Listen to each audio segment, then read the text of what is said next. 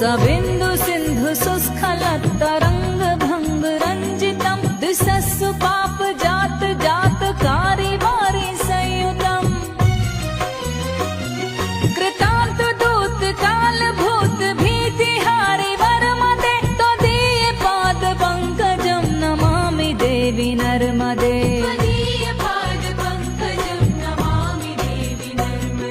नमामि देवि नर्मदे नमामि देवि नर्मदे नमामि देवि नर्मदे नमामि देवि नर्मदे त्वदीयपाद पङ्कजं नमामि देवि नर्मदे त्वदीयपाद पङ्कजं नमामि